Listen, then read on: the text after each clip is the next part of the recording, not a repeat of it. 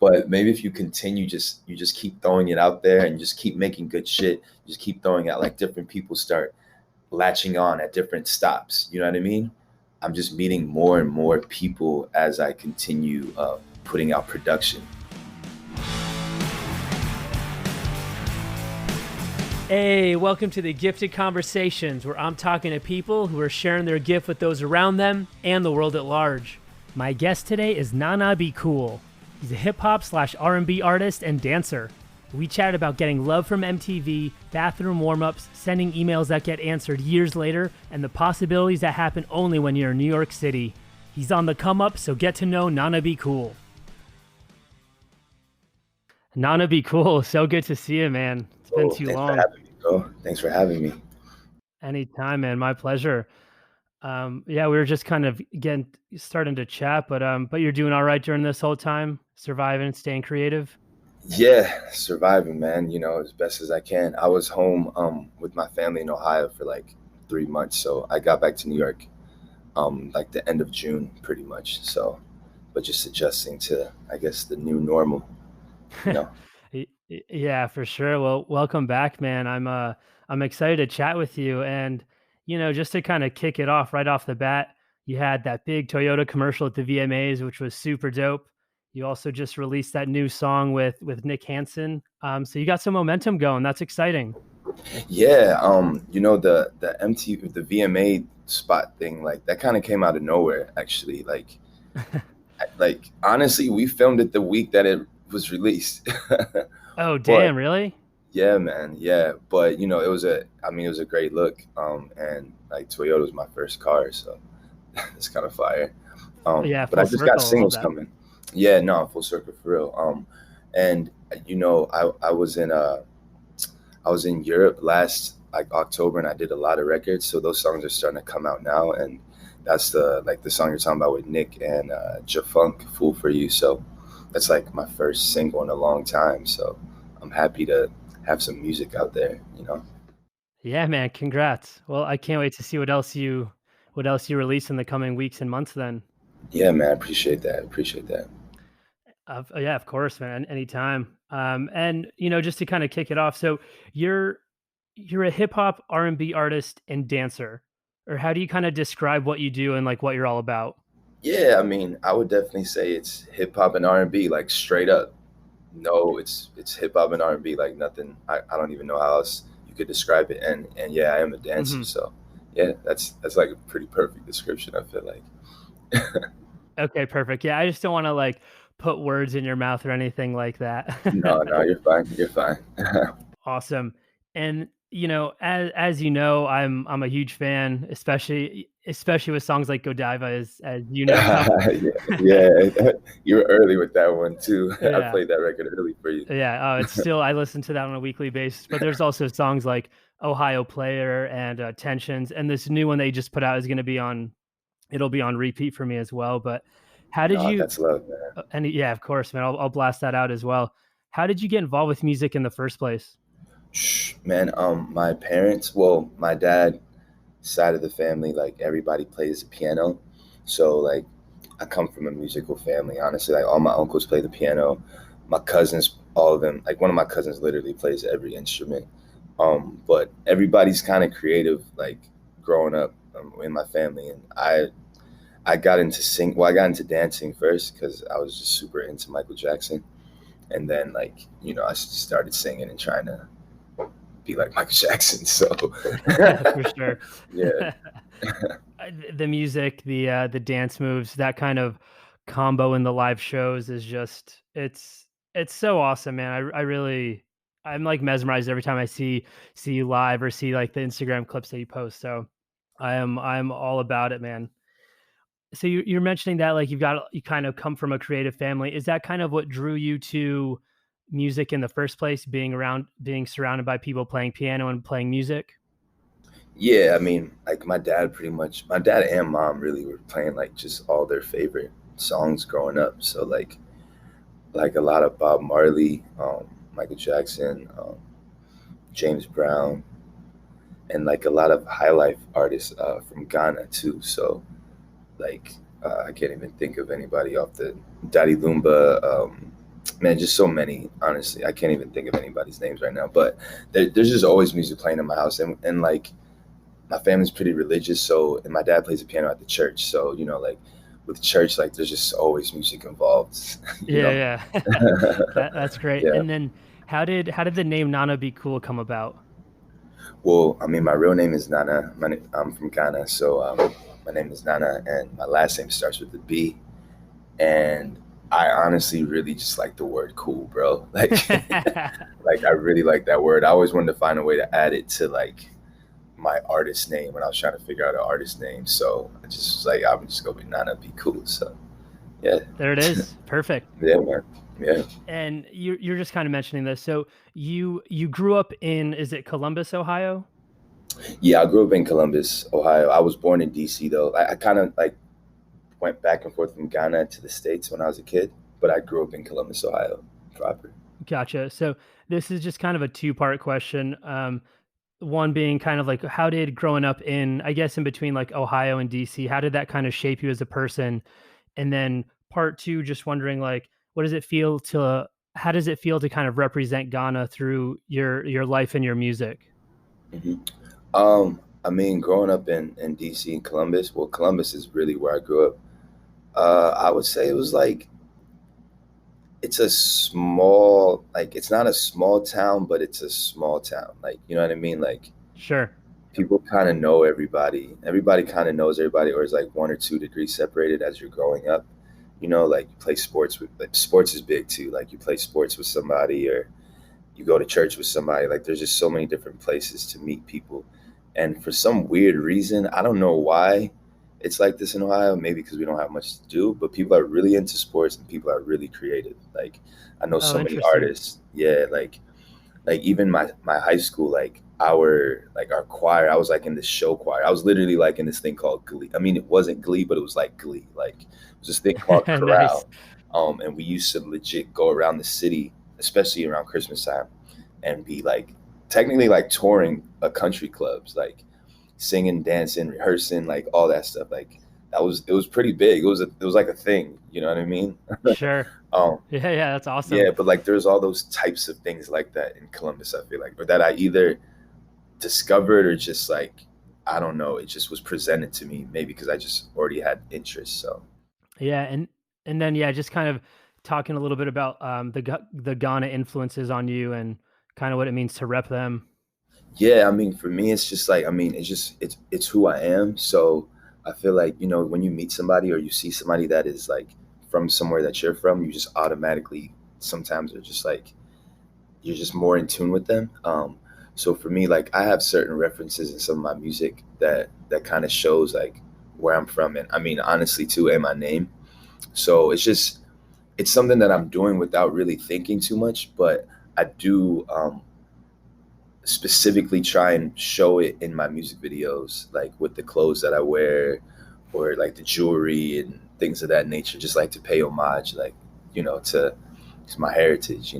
So yeah. I think that's amazing. And forgive me because I'm kind of dumb, but let's say in like the Ice T video, are some of those like kind of dance moves that you're doing in there? Is that kind of Ghana related at all, or More the clothes, honestly. the More the clothes? clothes. Okay, Yeah, the like the tops we have on in there for sure. The boys that are dancing in it though, like I don't it doesn't really show, but we did a few like Afrobeat dances. We were just like practicing stuff. But those two guys actually recently they choreographed for Beyonce's what's it called? Black is King. Like I don't know if you've seen it yet, damn. but there's a guy that's the blue guy, the blue man.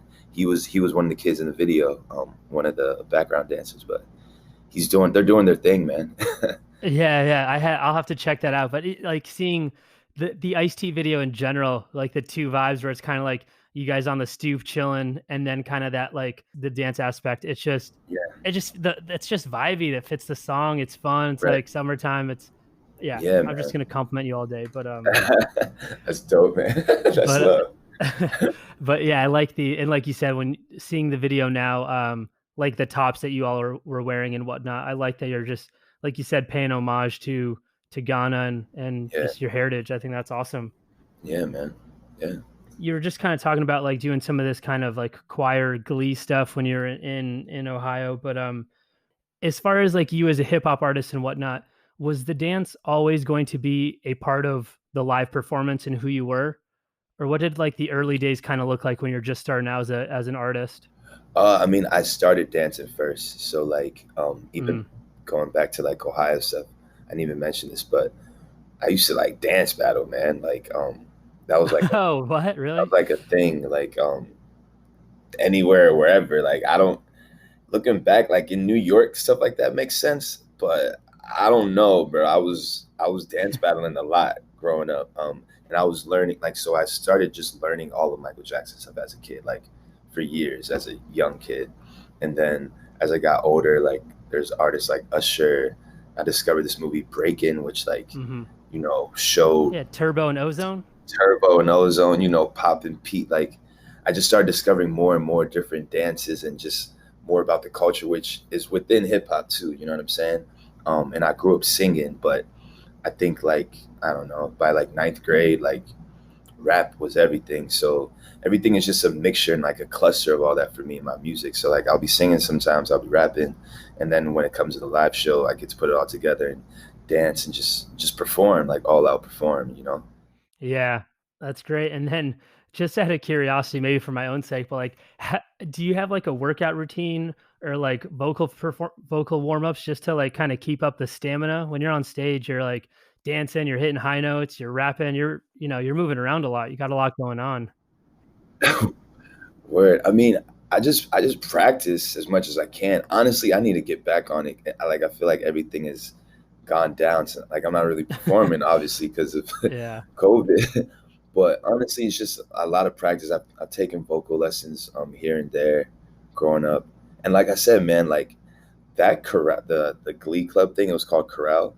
That was like kind of like it kind of showed me what it is to like be a performer because we were rehearsing dances, like choreography.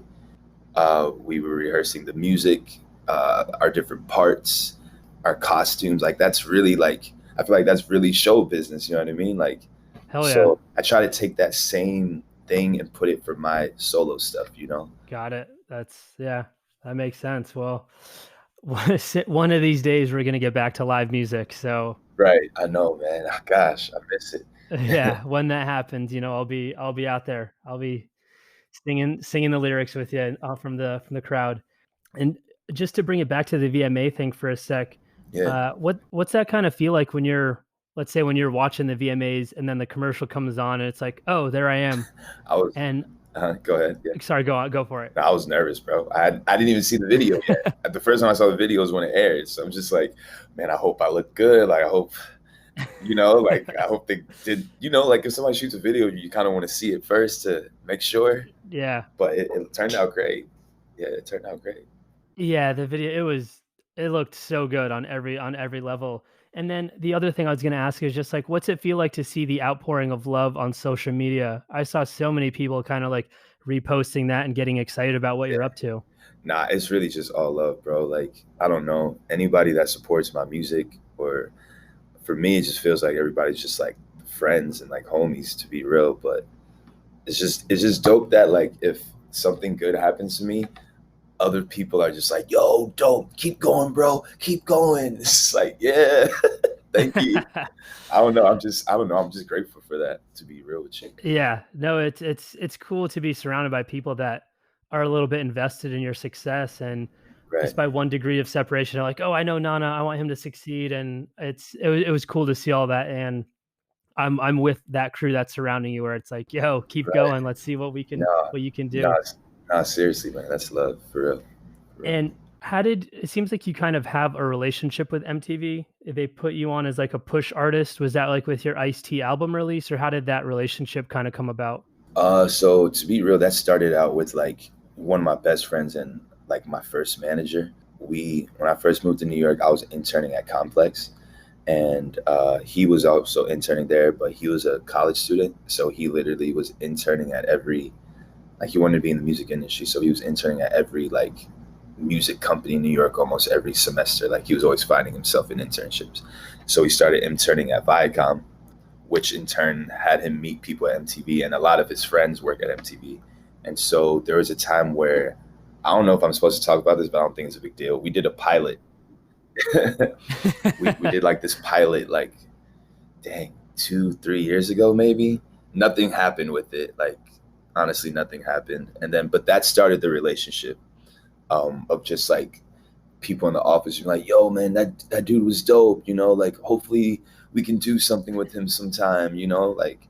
And then they hit me up for the Push Artist show, which was great. And then we did the, it was like the home concert series thing that they had. And then this Was that happened. the Chelsea Music Hall thing? No, so the Chelsea Music Hall was the Push Artist show. And then during quarantine, I did like this live stream on Instagram, like on MTV's live, just like performed a few songs. And then this whole thing happened with Toyota, you know. Oh, okay. Yeah, But yeah. but the weird thing though is like it's a big office, but it's still small. So it's like different people that keep pushing my name for different things. So I mean, the network thing is great, but like it's dope that they just keep coming back to me, Hell yeah. Like, I'll take that. Yeah, So absolutely. I hope that I hope they keep coming back to you yeah, and man. Next continue year, to yeah, dude. Next year, gonna get an award or something like that, man. let's go. Just because I was looking at some of the clips and stuff, and I saw like that the Chelsea Music Hall thing, Mhm. and there's just something about that clip where like it kind of brought me back to that like kind of golden era of MTV hip hop where I thought I was like watching Q-Tip or like Tribe Called Quest. So it's like That's dope. the venue, you're like the pants and the look you're wearing, the Word, DJ, and it just kind of reminded me of like everything I absolutely loved about hip hop. That clip, I word. posted it yesterday just to kind of That's love, man. For real. um but what's like your favorite era of hip hop? Well, man, technically the 90s is probably like the best because just the albums that came out in the 90s are crazy. Like Illmatic came out,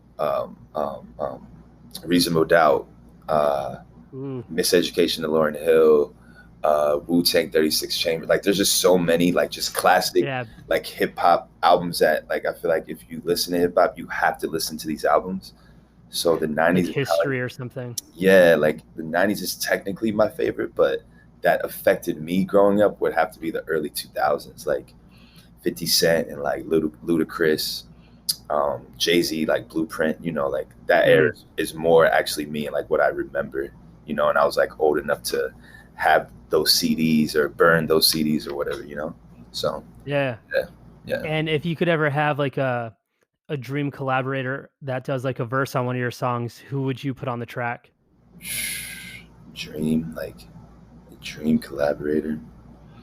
It depends on how I'm feeling. Right now, though, just after you mentioned Tribe Called Quest and how much I love that group, like if I could get, I mean, it's only one person, but if I could get Q-Tip to produce and rap a verse on a record, that would be crazy.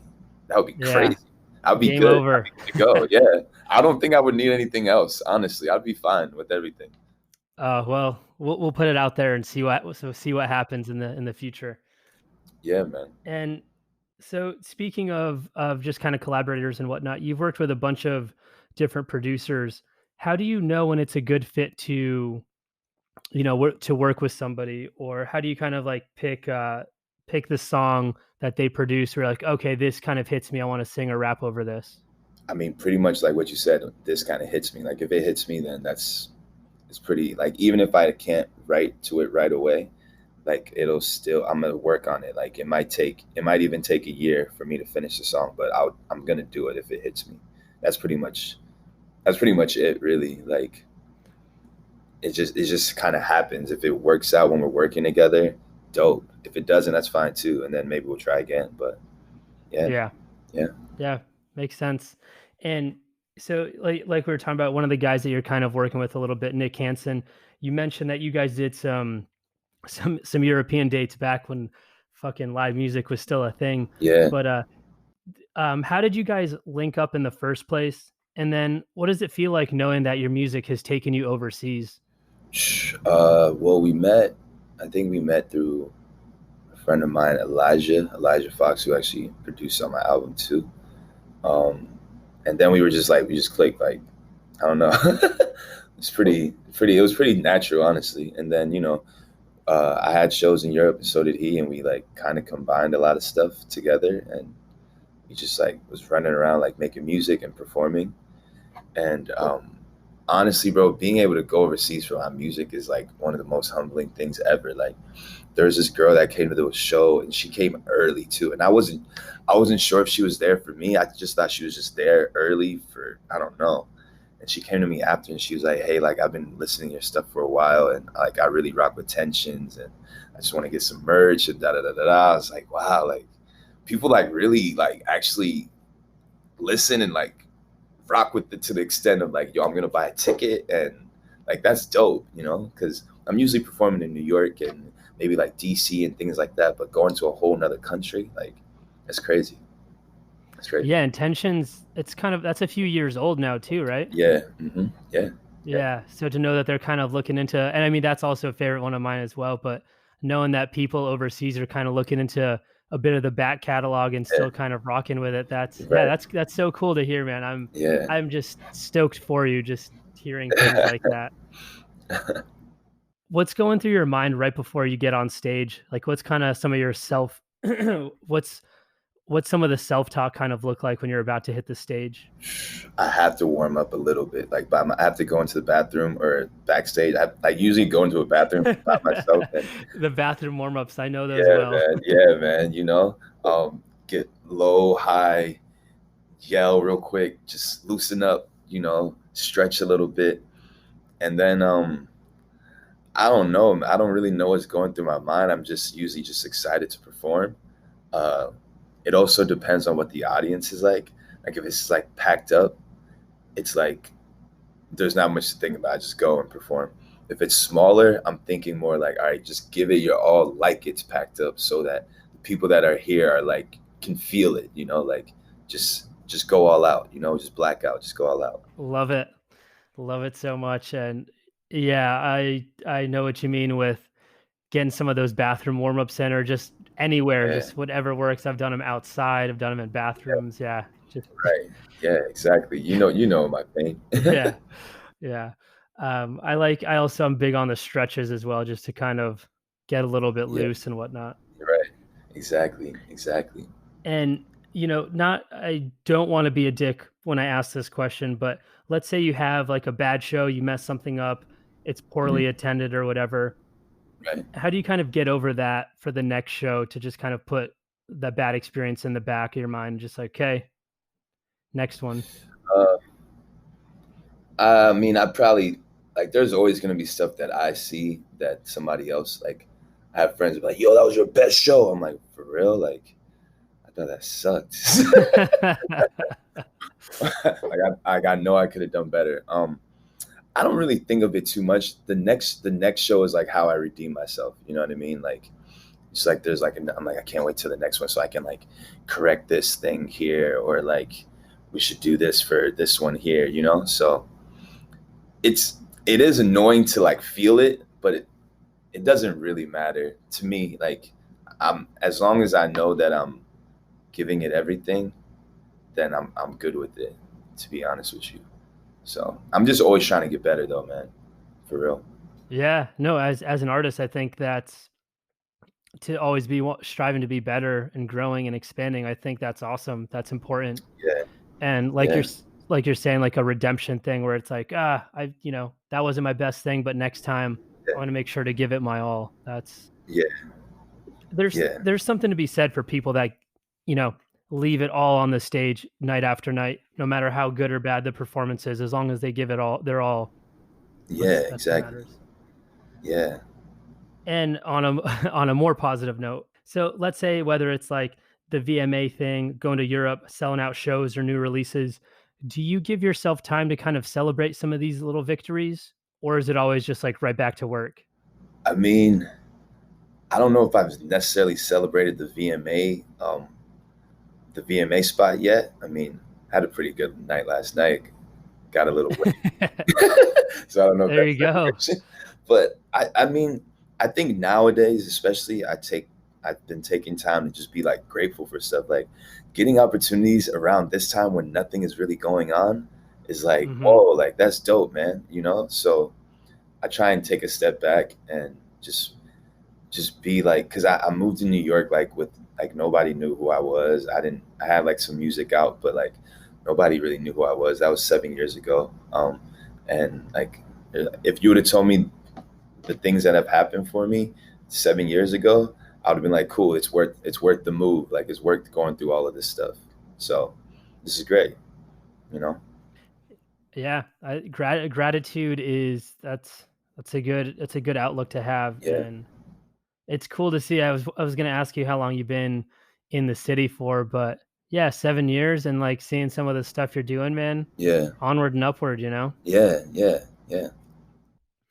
And as a musician, fans are kind of like the lifeblood of what of what we do. Without them, none of this kind of works out and whatnot. So you're talking about your that woman from in Europe that was there to kind of get some merch and she bought a ticket and whatnot. How do you kind of build a rapport with your fans to kind of keep them engaged and excited about what you're up to and what you have going on? Oh man, I mean, I guess I use social media. I haven't really been crazy on social media like lately. I'm not really the best with social media either, but um, It's a lot. it's a lot, man. It's a lot.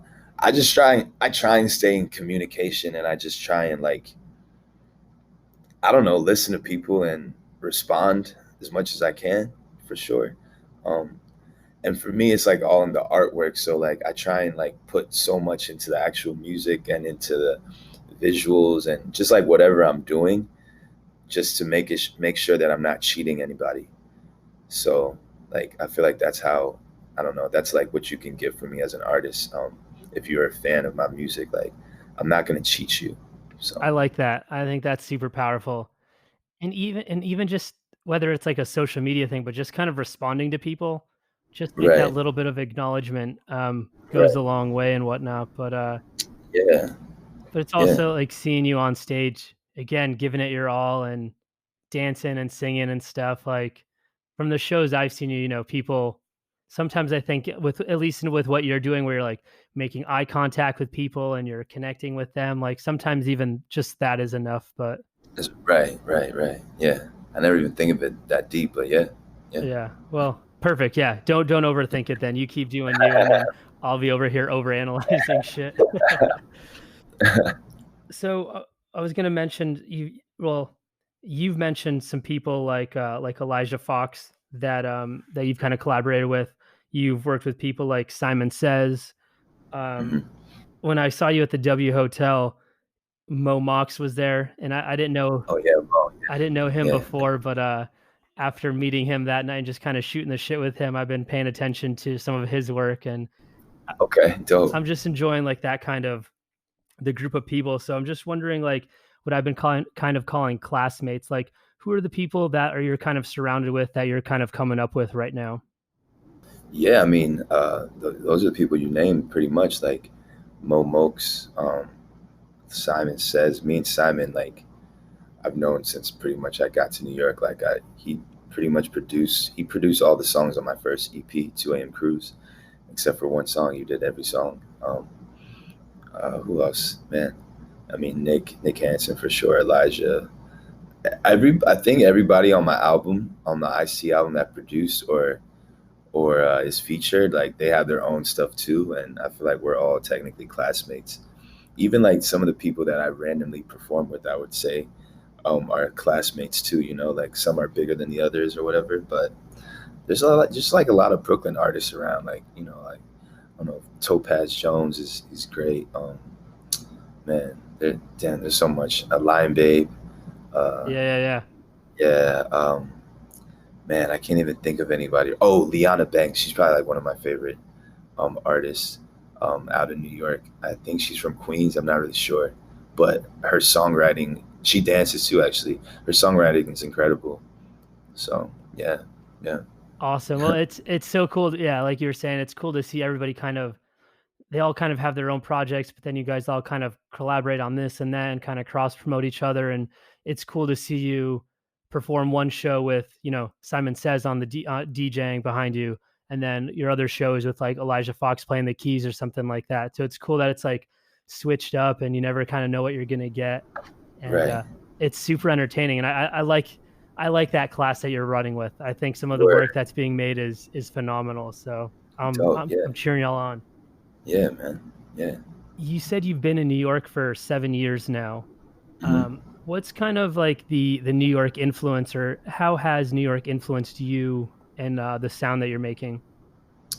Uh, I mean, I think it's influenced my storytelling. Like a lot of stuff about like just my music is kind of like the dude on the come up. Like I'm on the Mm, come up. I'm trying to finesse through, just make it through my life. Just make things happen for myself and my family and my friends. And I feel like New York embodies that. Like everybody's always hustling. We're always trying to get to the next step or the next level, and you can see where you can go here. Like you can go to Times Square and maybe see your friend on a billboard. You know what I mean? oh Like yeah, yeah, yeah. it's like, or even like the whole VMA thing, right? Like you can see me on TV, but like we're the homies. Like we're at some bar together last night or whatever. So it's just like you can see where things can go by just like pushing it out here. So it in turn influences like a lot of the subject matter in my music in one way or another. Yeah, I guess it's now September, so I'm just coming up on 6 years here in the city. But exactly Okay. what you're Yeah. saying, where you're 1 degree of separation from the person on the Times Square billboard or the VMA Right. commercial or whatever. And there's something so exciting to me about being in New York about that. It's so cool, and I like the storytelling thing you said. So, what is, just out of curiosity, like, well, I'll start here first. Let's say again with pre-COVID times, but where are some of the New York City hangs that people could find you? Yeah, pre-COVID, when we could actually be in person. Pre-COVID. Pre-COVID on a what Friday? One night, Friday night, Yeah, Thursday night, let's say like a weekend kind of thing. weekend. I mean, let me see, man. About to give some spots up. Oh shit. um, no, you probably see me around like I'll end up at pianos. Dope. Yeah. It's kind of it's an easy go-to for me, pianos. Like a Lower East Side area, like that's kind of my shit. Like I can find like a show there, get some decent drinks, and maybe end up dancing at some party. And then like I don't live in Brooklyn right now. I will be moving back though, but Brooklyn, like I probably hang in Bed-Stuy, Bushwick, heavy. Mm. You know, I'm not good at remembering names of bars though, unfortunately. But I mean, all but good. but Yeah, yeah, Bed-Stuy, Bushwick, Williamsburg. You see me around there yeah, yeah. hanging. Yeah, well, pre-COVID. Pre-COVID, yeah, yeah, similar. And there's something about the Lower East Side to me that's like something about the energy of that area, especially when you're there like on Thursday, Friday, Saturday night. Yeah, There's always something it's cool different. going on. It's different. Yeah, it's different. Hmm. Yeah. So you're talking a little bit about like the storytelling of your music and the come up, and the things that are possible and whatnot. What are some of like the frustrating aspects of being in the music industry and being a musician? I mean, I think the business side is where it always gets funky. Because like at the end of the day, this is art, and then sometimes when business comes in it starts to make things weird and funky, even between artists or whoever. Um, I'm learning that side of things, and I'm just making sure I protect myself, with Mm, contracts and things of that nature. And I'm just asking as many questions possible. I'm also taking I feel like artists, like, we want recognition and we want, like, everybody wants to, I don't know if everybody wants this, but people, like, maybe want to get signed by a label or, like, just something with a company that maybe has money behind them. I'm just trying to be at the place of, like, not getting too excited about that stuff. Like, you know what I mean? Like, it sounds cool and all, but like, I want to read the paperwork and be like, wait a second, bro.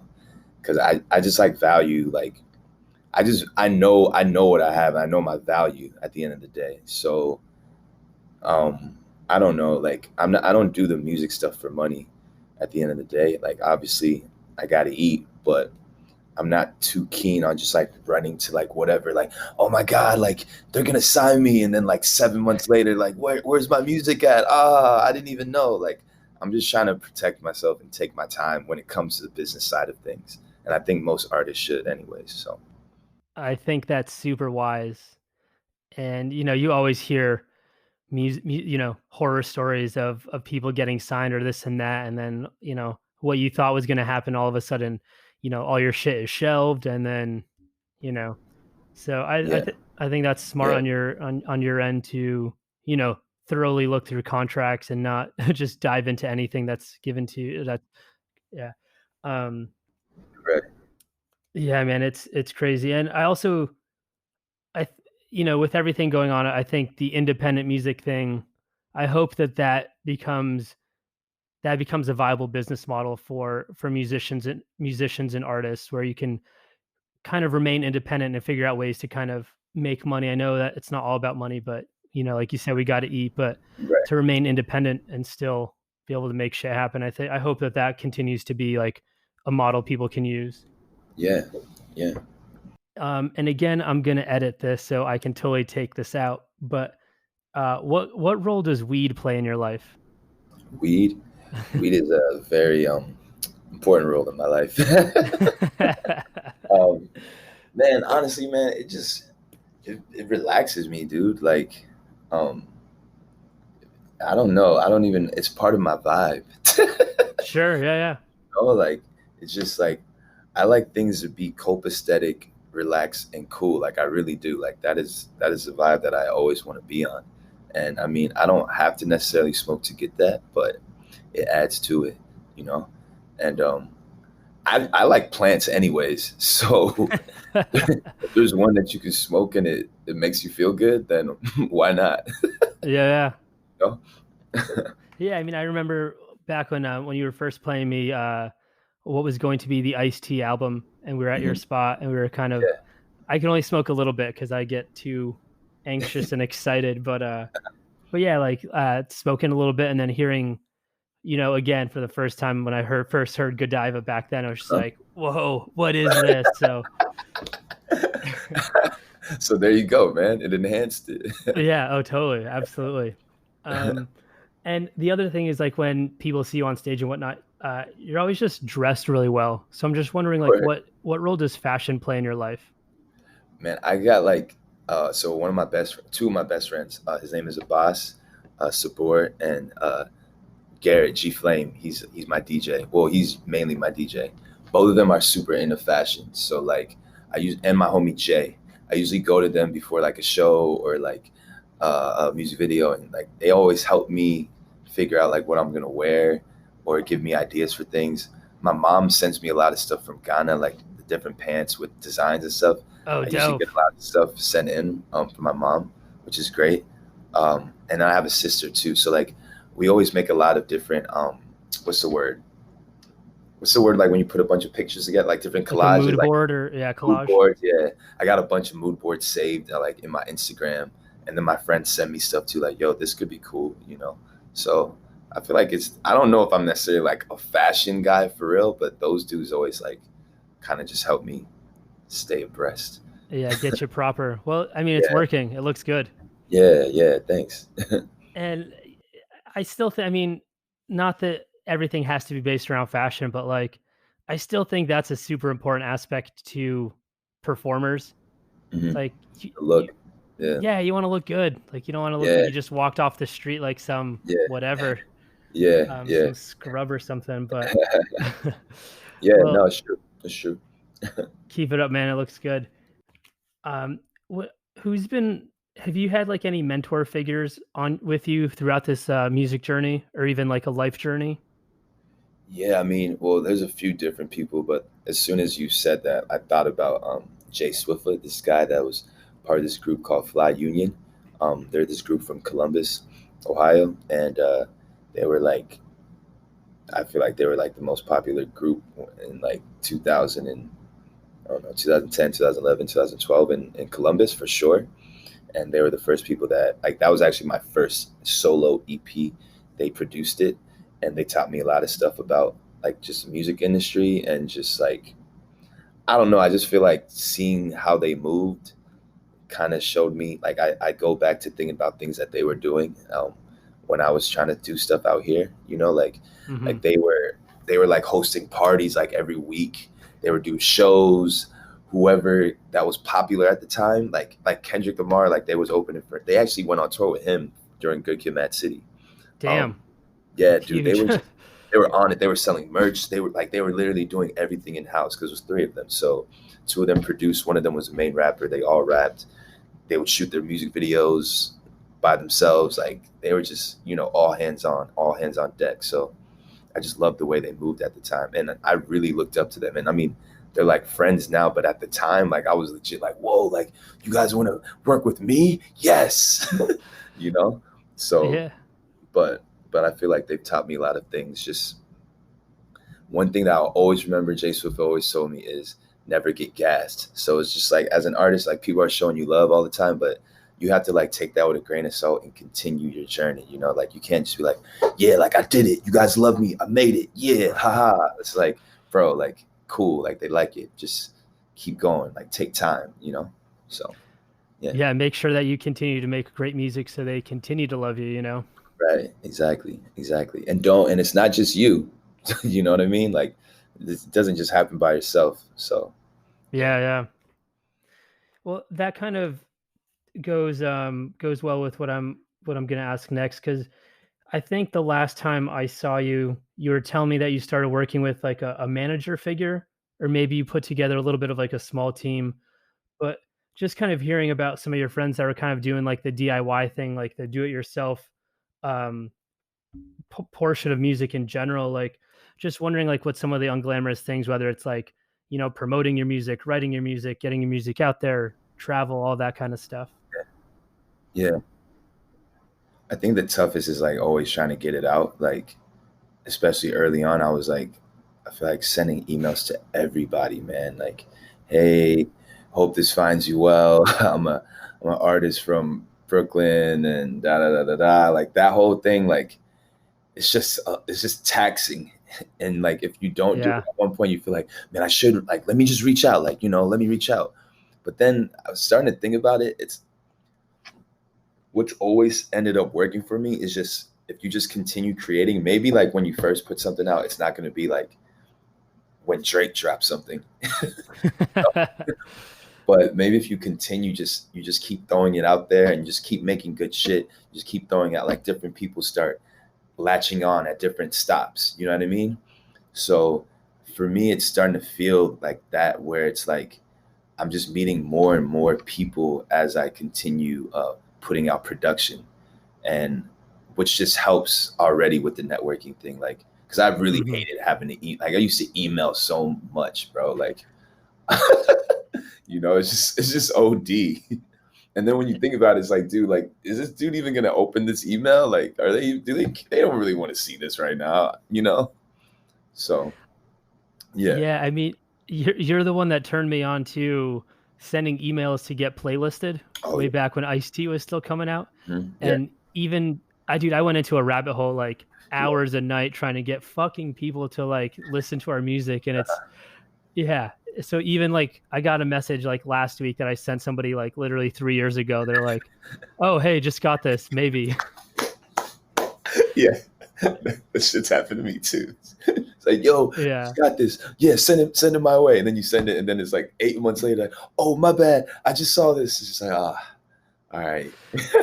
Yeah, yeah. So definitely no stranger to that Yeah, email hustle, but yeah, I man. mean it definitely works, but it's just like you said, fucking taxing, man, like Yeah, hours and stuff. But yeah, yeah, yeah, man. it's humbling. Right. Um and you were saying that like your mom would send you some clothes from Ghana to kind of for you to rock, and your sister was kind of helping out a little bit here and there. Mhm. Are your parents and your family, are they supportive of what you're up to? Yeah, I mean, they're definitely supportive, but they're parents and they want to make sure their son is protected and like is good. So it's always been kind of like a not a push and pull, but maybe like for me, I'm just like, I want you guys to only focus on my music. Like, stop focusing on like if I'm good, like with a job or with this, that, and the third. But recently with the whole VMA thing, like I've noticed a change. Even before that, because I went home during quarantine and I feel like I've been home, but only like for Thanksgiving and Christmas, like 3 days at a time. But being home for an extended period of time, like 2, 3 months, they start to like realize like my daily routines. I'm able to like keep them abreast with what's actually going on in my life, like with music stuff too. Like um, I'm gonna be putting some like songs out. Well, like this song recently actually that I did with Joe Funk is like a single deal, like a partnership with this label in France. And so like Fuck yeah. yeah, Hell right. yeah. So like being able to show my dad like a contract and him helping like me read through it, like I feel like it makes it more real for them. Like, oh, like okay, like I see like the progress that you're making, and then obviously the VMA thing, like them being able to just watch it on TV is like, at this point, I mean, like I said, they still always want me to be protected and be safe and blah blah blah blah blah. And music isn't necessarily the most stable, I don't know, business period. Sure, yeah. But I do feel a little sense of like more confidence in me from them recently. I'll say that. you know? That's great, man. That's Yeah, awesome. yeah, yeah. And that's cool to kind of incorporate your dad into it a little bit where it's like, Right. yo, I got this contract. Like I'm not just sitting around smoking weed hoping. It's Yeah, like, no, I'm making moves. We're yeah, doing this. yeah. Exactly. So, And I've also noticed that you're growing the hair out, which I think looks great. thanks, appreciate it. What was the impetus for growing that out? Man, you know who Peter Tosh is. Oh yeah, hell yeah, big fan. So I really like Peter Tosh, and um, I was like, I had like a fade at first, and I never really cut the top, but I was like, it would just be trimmed. And I think there's this girl I know, and she was doing a lot of my friends' hair, like a lot of people that I knew that had locks, and it just looked so good, man. And I was like, man, and I was asking, I was like, you think I could do it? She's like, yeah, like you could definitely. I'm like, and I never knew I could really grow my hair. I don't know, I just didn't think I had the patience for it. But I just Hmm. started, and she's been helping me on my hair journey, and I just feel like I don't know, it makes me more of who I am somehow, some way, just to like let everything go. So, so yeah, Awesome. Well, coming from someone who had long hair for like 10 years, yeah. I love it. I think it looks great. I mean, you look great before, but I've always been partial to long hair. So Do you miss your long hair? at this rate, no. Just because dude, mine Okay. was like, you know, almost down to like my nipples at one point. And it's like, especially with the New York heat in the summertime, Mm, it's so hot. And yeah. then when I was like sleeping at night, I'd like pull it when I'm turning and stuff. Oh, jeez. Yeah, yeah, So it yeah. was just excessive, and then styling and whatnot. So uh, It's too I definitely much. don't miss it now. But again, having had it for like 10 years, it was a Uh, good run. yeah, you had time. Yeah, exactly, exactly. Yeah.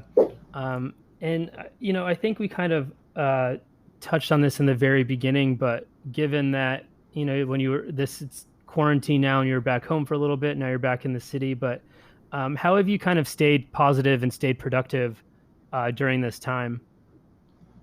I mean, dude, honestly, it's been tough because all these police killings and stuff it takes a toll, dude. It takes a toll on me anyways, but with the quarantine, it's like you almost don't have like a way to forget about it. Mm, Like I'm going out tonight. I gotta go to work. I gotta do this. Like you're like just sitting with it, you know?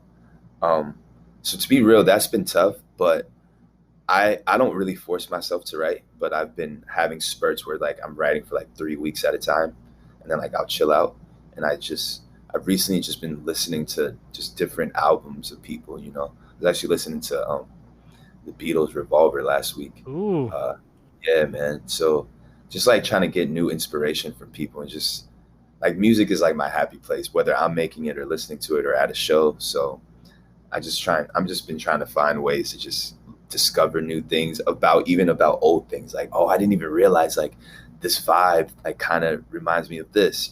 So because yeah. I'm ultimately working on a new album, but I'm figuring it out right now. So yeah. Sure, sure. Yeah. I mean, it's good that you're able to find time to stay productive and get inspired and whatnot. But like you said, I mean, dude, I'm a white guy, so it's tough for me to have any sort of like perspective when it comes to these police killings and stuff. But Right. yeah, dude, that it's a heavy time. Like I imagine as a black male in America, that shit's got to weigh on you pretty heavy night and Yeah, day. man. Just walking out the Right. door, it's like, Yeah, exactly, exactly. So, you know, well, but we're gonna get through it like we always do. So, yeah, yeah, yeah. I mean, exactly. We'll get through it, and it's slow moving, but there's progress. So that's good news. But it's just like it feels like it's kind of a snail pace, you know? it's bad. Yeah, because like the thing is, like, it sucks. All these things are tragic that it's happening, but like, there's no. It just feels like there's no consequence for these things happening.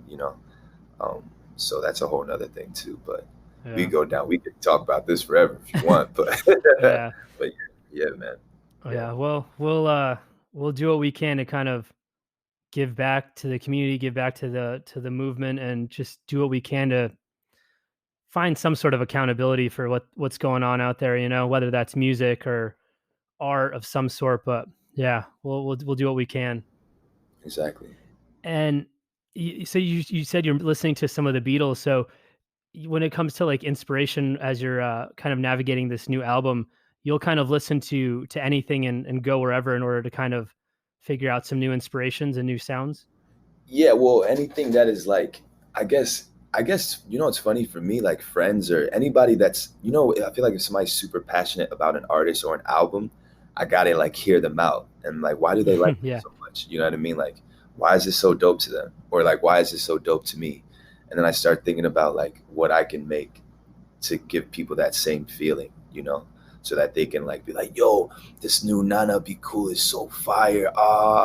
So I try and listen to like things that have given people that feeling, So I'm trying to learn. I've never really been like a crazy Beatles person. I've always respected the Beatles and I know who they are, obviously, but I've never been like the Beatles guy. So I'm like trying to listen to their stuff and like really understand. And I'm just like discovering like new favorite songs, and they're just such a big group that like half the songs that I hear I've already heard anyways, like just in different settings, whether like it's a commercial or a movie or whatever. yeah, Dope to just sit and listening to the album, like just as the albums. So yeah, cool, man. That's great to hear. And yeah, in such a like short attention span like world right now, to be able to sit down and like listen to albums and right, kind of get the whole vibe. Good for you, man. yeah, man, yeah, And I want to be mindful of your time, so I just got a couple more for you.